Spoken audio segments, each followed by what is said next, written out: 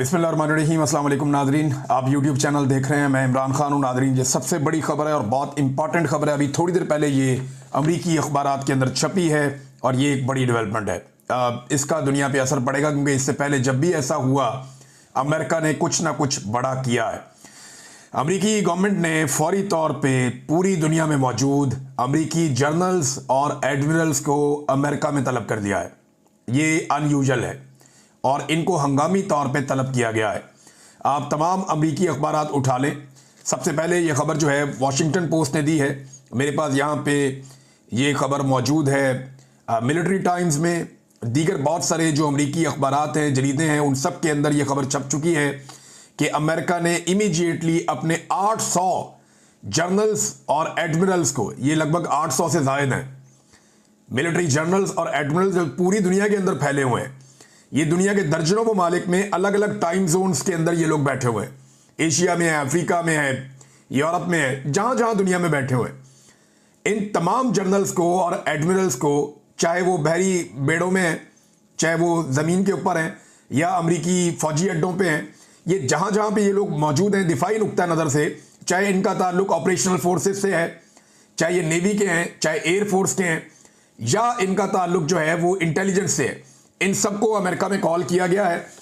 इससे पहले जब जब ये हुआ इसके असरात दुनिया के ऊपर पड़े हैं।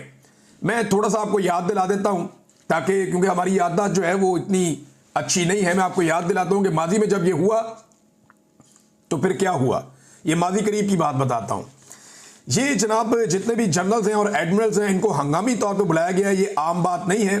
माजी में ये 3 मरतबा में जो करीबी तारीख है वो ये बताती है। एक ये 1962 में जब क्यूबन मिसाइल बहरान था तब इनको बुलाया गया था और उसके बाद जो है वो एक बहुत बड़ा मसला इशू पैदा हो गया था जिसको रिजॉल्व किया अमेरिकन से। फिर 2001 में 9/11, उस वक्त रम्सफील्ड ने फौजी सरबराहों से मुलाकात की थी हंगामी तौर पे और उसके बाद आपने देखा कि दुनिया फिर किस तरफ गई। 2003 में इराक जंग थी, उसकी प्लानिंग के ऊपर मीटिंग के हवाले से और सद्दाम रजीम के खात्मे के हवाले से ये किया गया था, हमने वो भी देखा। और अब उसी नौयत की एक हंगामी मुलाकात जो है वो अब की जाएगी। इसमें जो सेक्रेटरी डिफेंस हैं अमेरिका के, पीट हेग्सेट, उन्होंने समन किया है तमाम टॉप ऑफिशियल्स को। ये बैठेंगे। अब ये क्या करने जा रहे हैं इसके बारे में आप कुछ नहीं कह सकते। अब जो डोनाल्ड ट्रंप की हुकूमत है उन्होंने ये भी तय किया था इक़्तिदार में आने से पहले डोनाल्ड ट्रंप ने कि वो फौज की जो एक तरीक़ाकार है उसको बदल देंगे। उन्होंने कुछ चीज़ों के नाम भी बदले हैं और वो ये भी कहते रहे कि हम फौज को थोड़ा कम भी करेंगे, हम क्वालिटी पे जाएंगे क्वांटिटी के बजाय। वो इस तरह की चीज़ें वो करते रहे और वो अपनी पॉलिसीज़ लाना चाहते हैं। लेकिन क्या उनको लाने के लिए इस लेवल पे इतनी बड़ी मीटिंग बुलाने की ज़रूरत है? देखिए, हाल ही में अमेरिका की आपको देखना पड़ेगा तरजीहात क्या है। नंबर 1, वो अफगानिस्तान से वापस लेना चाहते हैं बगराम एयरबेस। नंबर 2, अमेरिका परेशान है चाइना की बढ़ती हुई मईशत से। चाइना का जो माशी असर रसूख है वो पूरे एशिया और यूरोप में फैल चुका है। अफ्रीका के मिनरल्स के ऊपर चाइना कंट्रोल करता है बहुत बड़े पैमाने पे। और ये आपका जो मिडल ईस्ट है या जहां पे भी चले जाए, इवन अमेरिकन मईशत के अंदर चाइना पेनिट्रेट करता है। ये एक बहुत बड़ा इशू है। चीन के साथ एक सर्द जंग अमेरिका की चल रही है, जैसे एक दौर में रशिया के साथ अमेरिका की सर्द जंग चलती थी। पाकिस्तान उस दौर में अमेरिकन कैंप में था और आज पाकिस्तान जो है वो फिर अमेरिकन कैंप में ऐसा दिखाई दे रहा है। इमरान खान साहब की पॉलिसी जरा डिफरेंट थी। तो जिस तरीके का प्रोटोकॉल पाकिस्तान के वज़ीर आज़म को अमेरिका में मिला है या फील्ड मार्शल को मिला है, इन चीज़ों को देखने के बाद जो ये ऑप्टिक्स जो आपको दिखाई दे रहे हैं ना, ये पर्दे के पीछे कुछ और होता है। हमेशा जब जब हमें इस लेवल का प्रोटोकॉल मिला है ना हमारे किसी डिक्टेटर को, तो उसके बाद कुछ जर्नैलों की तो नस्लें संवर गईं, कुछ मौलवियों की नस्लें संवर गईं, कुछ सियासतदान ज़मीन से आसमान पे पहुंच गए। लेकिन पाकिस्तानी कौम ने हर ऐसी मुलाकात की कीमत दहाइयों तक चुकाई है। ये मैं आपको बिल्कुल कैटेगोरिकली कह रहा हूं क्योंकि अभी तक कोई चीज़ हमारे सामने एलामिया की सूरत में नहीं है। लोग सवालात उठा रहे हैं, लेकिन अमेरिकन की ये एक बहुत बड़ी मीटिंग है और ये बड़ी डेवलपमेंट है। पूरी दुनिया में चमगोइयाँ हो रही हैं और मज़े की बात यह है कि कोई भी अखबार, कोई भी जरीदा अभी तक ये नहीं बता रहा कि ये मुलाकात हो किस लिए रही है। बल्कि सारे अंदाजे लगा रहे हैं, सारे ये बात करें ये बहुत इंपॉर्टेंट है, अनयूजुअल है, नॉर्मली ऐसा होता नहीं है, लेकिन ये हंगामी है। अब क्या फैसले होंगे उसको खुफिया रखा गया है। 12 चीजें सामने आ जाएंगी तो पता चल जाएगा कि ये मामला किस तरफ जाता है। नाज़रीन, ये एक तस्वीर आप देखें, इसमें तकरीबन 9 रहनुमा हैं जो मुलाकात कर रहे हैं जनाब डोनाल्ड ट्रंप साहब से। ये 9 रहनुमा हैं। मैं आपको इस तरह के 9 और दिखा सकता हूं, 10 और दिखा सकता हूं, बहुत सारी और तस्वीर दिखा सकता हूं। ये रहनुमा सारे मुलाकात कर रहे हैं डोनाल्ड ट्रंप से। और एक तस्वीर आप ये देखें, शहबाज शरीफ की मुलाकात हो रही है डोनाल्ड ट्रंप से। इनमें फर्क क्या है? ये जो बाकी ममालिक के रहनुमा है ना, ये अपने साथ अपना आर्मी चीफ नहीं लेकर गए, लेकिन शहबाज शरीफ की डोनाल्ड ट्रंप के साथ जो मुलाकात है उसमें साथ आर्मी चीफ बैठा हुआ है। रीजन क्या है? पहला सवाल तो यह है कि क्या आर्मी चीफ शहबाज शरीफ को साथ लेकर गया या शहबाज शरीफ आर्मी चीफ को साथ लेकर गया? पहला सवाल तो यह है। तो सादा जवाब यह है कि पाकिस्तान का इक्तदार जो है उसके ऊपर कंट्रोल आर्मी चीफ का है, शहबाज शरीफ का नहीं है। तो आर्मी चीफ शहबाज शरीफ को साथ लेकर गया, यह कहने में जरा ज्यादा आसान लगता है और यह खोपड़ी में घुसता भी है, यह बात समझ भी आती है, क्योंकि शहबाज शरीफ साहब की तो यह औकात है नहीं पाकिस्तान में, और अमेरिकन ये जानते हैं। फिर अमेरिकन प्रोटोकॉल्स क्या इस बात की इजाजत देते हैं कि कोई मुल्क का सरबराह आके बैठे और साथ उसका आर्मी चीफ बैठ जाए? भाई क्या डोनाल्ड ट्रंप अपने साथ अपने जर्नैल को बिठाएगा इस तरह मुलाकातों के लिए आलमी रहनुमाओं से कि चीन का सदर मिलने आया, डोनाल्ड ट्रंप अपना जर्नैल साथ बिठा ले? ये इलॉजिकल लगता है ना, और ये अजीब भी लगता है। लेकिन अमेरिका ने ये अलाउ किया पाकिस्तान को, और ये एक अलग और मुनफरिद मुलाकात थी। इससे पहले जब जब डिक्टेटर मिले अमेरिकन को, उन्हें प्रोटोकॉल मिले, तो उसकी कीमत पाकिस्तान ने चुकाई, ये मैंने आपको पहले बता दिया। अब ये प्रोटोकॉल इसकी कीमतों में देनी पड़ेगी। पहले हम सर जंग में अमेरिका के साथ थे, कीमत हमने चुकाई, अफगान वॉर में, दहशतगर्दी के खिलाफ जंग में, और न जाने किन किन चीजों का हम हिस्सा बने माजी में। लोग तो अमीर हो गए, एलीट, जर्नैल, मौलवी, सियासतदान, और अवाम ने दहाइयों तक कीमत चुकाई और आज तक कीमत चुका रहे हैं इन चीजों की। अब अमेरिका को पाकिस्तान से चाहिए क्या? यह है सबसे इंपॉर्टेंट सवाल, यह सारे लोग जानना चाहते हैं। बल्कि शीरी मजारी साहबा ने अभी एक ट्वीट किया, और ये जो खारजी मामलात हैं उनके ऊपर इनकी काफी ग्रिप भी है। तो वो ये कहती हैं कि उन्होंने भी वही सवाल उठाया, ये जो खातून वफद के साथ गई हैं, इस सवाल से उन्होंने भी सवाल उठाया कि भाई ये क्या चल रहा है, कौन लेकर गया है, हुकूमत इसके ऊपर जवाब दे। क्या आप अब्राहम अकॉर्ड पे दस्तखत करने जा रहे हैं? क्या आप इसराइल को तस्लीम करने जा रहे हैं? तो देखें, मेरी इंफॉर्मेशन के मुताबिक, और मैं ये पहली दफा नहीं कह रहा, आसिम मुनीर साहब की मुलाकात पहले डोनाल्ड ट्रंप से नहीं हुई थी, मैं तब भी यही कह रहा था। और जनरल बाजवा के दौर से हम ये बता रहे हैं कि जनाब पाकिस्तान की एस्टेब्लिशमेंट ने इसराइल को लेकर अपनी पॉलिसी तब्दील कर दी है, और वो आपने ग्राउंड पे ऐसे देखा कि जब भी कोई निकलता है इसराइल के खिलाफ एहतजाज करने के लिए, तो पाकिस्तान की हुकूमत उसको मारती है, थानेदार आके मारते हैं, गिरफ्तार कर लेते हैं, जेलों में डाल देते हैं, खवातीन को और बच्चों को भी गिरफ्तार कर लेते हैं। आप इसराइल के खिलाफ पाकिस्तान में मुजाहरा नहीं कर सकते।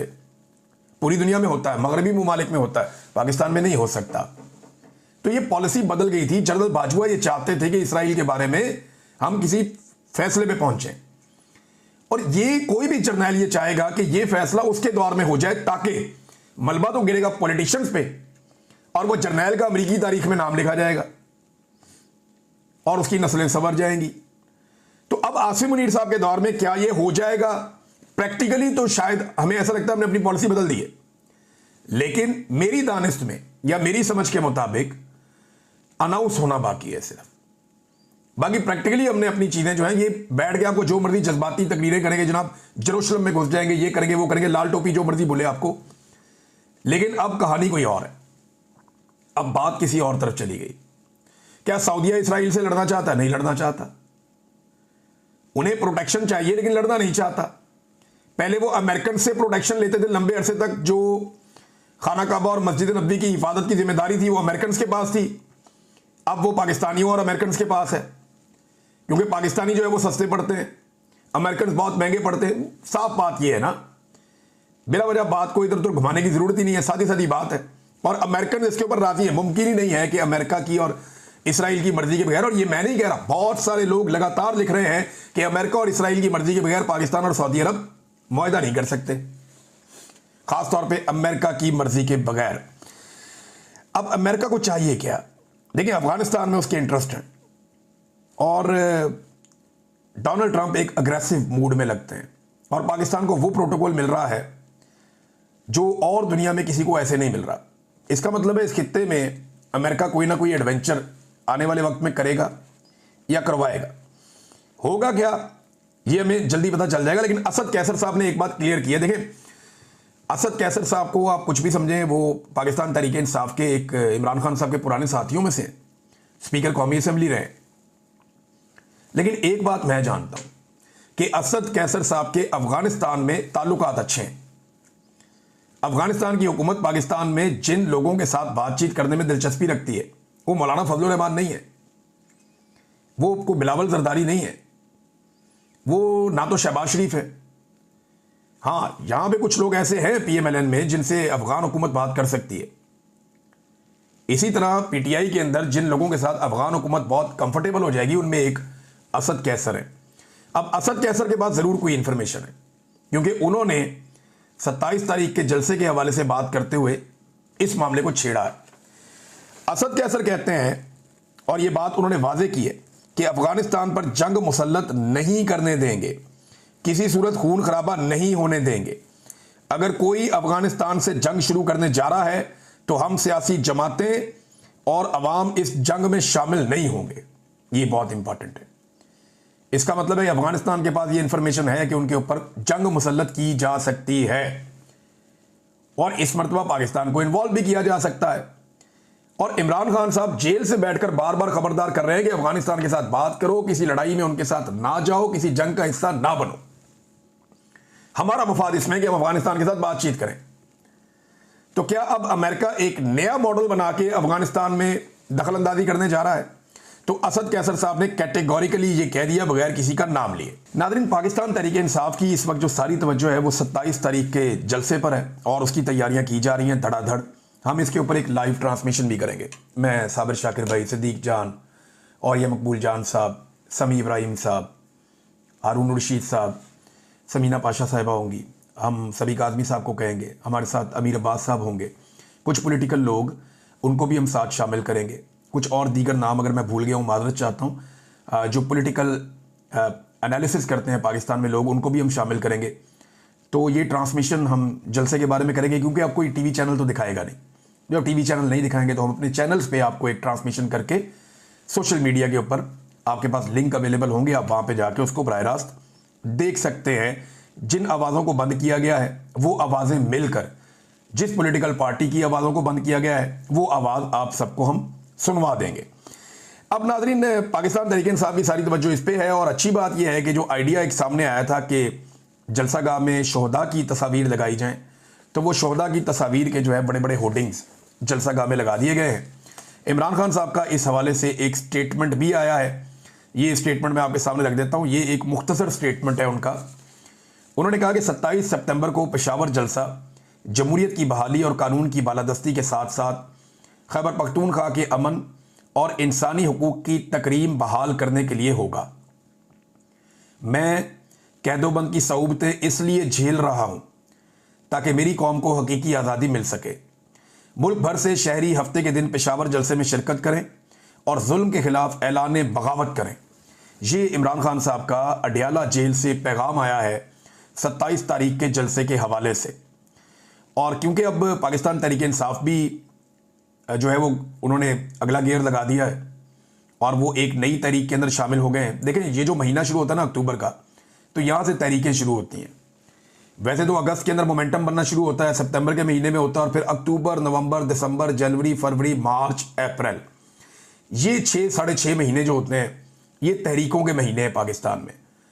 और इमरान खान साहब जैसा बंदा जो अवाम की बहुत सारी सपोर्ट इस वक्त रखता है, यानी ऐसी सपोर्ट तो हमने माजी में किसी के साथ नहीं देखी, इतनी सारी सपोर्ट के साथ इमरान खान जैसा एक पॉलिटिकल फिगर, क्या वो आराम से बैठेगा या बैठने देगा? तो ऐसा नहीं लगता कि अगले 6 महीने में इमरान खान साहब इन्हें सुख का सांस लेने देंगे। एक जाली खबर चलवाई गई क्योंकि हुकूमत अब चीज़ों को कंट्रोल कर नहीं पा रही, एस्टेब्लिशमेंट के भी हाथ पांव फूले हुए हैं। तो ये हेडलाइन मैंने देखी और जियो के ऊपर चल रही थी, जनाब कि अवामी एक्शन कमेटी कश्मीर से मुज़ाकरात कामयाब हो गए और उनके मुतालबात कोई हो गए और ये वो मामला और एहतजाज खत्म हो गया। नहीं जी, झूठी खबर है। अवामी एक्शन कमेटी के साथियों से रब्ता हुआ थ्रू एक जर्नलिस्ट, उन्होंने भी मुझे बताया। और उसके अलावा उन्होंने कुछ जगह पे खड़े होकर बाकायदा प्रेस कॉन्फ्रेंसेस की और चौकों में आकर ऐलान किया कि हमारा हुकूमत के साथ एक भी मुतालबे के ऊपर या एक भी चीज़ के ऊपर मुज़ाकरात कामयाब नहीं हुए। हुकूमत धोखा दे रही है, जाली खबरें चला रही है। हम अपने एहतजाज के ऊपर कायम हैं और 29 तारीख से अवामी एक्शन कमेटी कश्मीर अपना एहतजाज ज़रूर करेगी। ये हुकूमती प्रोपेगेंडा है और ये झूठी खबर है, आप इसके ऊपर कान ना धरें। तो पाकिस्तान का मीडिया जो है वो ऐसा लगता है कि अब खबरें देने की बजाय एस्टेब्लिशमेंट की प्रॉक्सी के तौर पे काम कर रहा है। पहले भी हम एस्टेब्लिशमेंट की बात मान लेते थे मीडिया वाले, लेकिन कोई जायज़ बात मान लेते थे। अब तो जायज़ और नाजायज़ सारी बातें मीडिया को माननी पड़ती हैं और प्रोपेगेंडे का हिस्सा बनना पड़ता है, जिसका हिस्सा नहीं बनना चाहिए। अवाम की तवज्जो हटाने के लिए इनकी कार्रवाइयां आप चेक करें कि पीपल्स पार्टी और नून लीग ने नूरा कुश्ती शुरू कर दी है। उधर से बिलावल एक स्टेटमेंट देता है, फिर मरियम देती है, फिर बिलावल देता है, फिर मरियम देती है और उसके क्लिप काट के सोशल मीडिया पे वायरल करने की कोशिश की जाती है। जनाब, इनको वायरल कर दें आप, और वायरल इसलिए कर दें ताकि तवज्जो इधर आ जाएगी, पीपल्स पार्टी और नून लीग लड़ पड़े, ताकि अवाम को इससे उम्मीद हो जाए कि जनाब पीपल्स पार्टी और नून लीग लड़ पड़े, हुकूमत अब खुद ही गिर जाएगी, हमें कुछ करने की जरूरत नहीं है। सब फ्रॉड है, सब बेईमानी है। ये जनूबी पंजाब के सैलाब को लेकर, ये बेनज़ीर इनकम सपोर्ट प्रोग्राम को लेकर और छोटे छोटे मामलात को लेकर एक दूसरे को उचकले दे रहे हैं, एक दूसरे को छेड़छाड़ कर रहे हैं और ये सिर्फ अवाम का फोकस शिफ्ट करना चाहते हैं। देखिए, जो सैलाब मुतासरीन के लिए जो उनके साथ हुआ वो दिखाने की बजाय ये दिखा रहे हैं पाकिस्तान के मीडिया के लोग, ताकि तवज्जो हटाई जा सके। सैलाब मुतासरीन के दुखों को रिकॉर्ड करने की बजाय टिकटॉक्स पाकिस्तान के मीडिया ने दिखाई हैं, लोगों का नुकसान नहीं दिखाया, हुकूमत की तारीफें चलाई हैं और अब एक मरतबा फिर फोकस हटाने की कोशिश की जा रही है। तो क्या ऐसे फोकस हट जाएगा? ना पहले हटा ना अब हटेगा। नाज़रीन, जस्टिस जहांगीरी साहब के खिलाफ जो है वो उनकी डिग्री मनसूख कर दी गई है यूनिवर्सिटी की जानिब से, और कराची के अंदर भी जो हाई कोर्ट है उन्होंने वो केस फारिग कर दिया। अब जो डिग्री मनसूख की गई यूनिवर्सिटी की जानिब से, एक तो मोटी खोपड़ी को बात समझ नहीं आती, भाई जो डिग्री जाली है वो तो कभी जारी नहीं हुई, और जो चीज जारी ना हो उसको मनसूख कैसे किया जा सकता है ना सवाल पूछने वाला। एक तरफ बोलते हैं कि डिग्री जाली है, तो ठीक है, अब जब जाली है तो उसको मनसूख कैसे किया जा सकता है, सवाल यह पैदा होता है। जो चीज जारी नहीं हुई, आपने दी नहीं, तो फिर मनसूख आप कैसे कर सकते हैं? मोटी खोपड़ी है ना, बात दिमाग में घुसती नहीं है। वो ये कह रहे हैं जनाब कि इनकी डिग्री फारिग कर दी गई है और इसके अंदर जो हवाला दिया गया है वो सिंडिकेट मीटिंग का दिया गया जो पिछले साल अगस्त में हुई थी। लेकिन आपको याद है, उस मीटिंग के बाद एक प्रोफेसर साहब जो सिंडिकेट के मेंबर थे, रियाज अहमद साहब, वो गिरफ्तार भी हुए थे, उनके ऊपर दबाव भी डाला गया था, उन्होंने बताया भी था। ये उसी मीटिंग का हवाला देकर डिग्री मनसूख कर दी गई है। अच्छा, ये पहली दफा नहीं हुआ। जो एक जज साहब थे ना, गुलाम सफदर शाह साहब, ये नाम आपने याद रखना है। एक जज हुआ करते थे पाकिस्तान में, गुलाम सफदर शाह। ये उस बेंच का हिस्सा थे जिस बेंच ने फैसला दिया जुल्फिकार अली भुट्टो की फांसी का।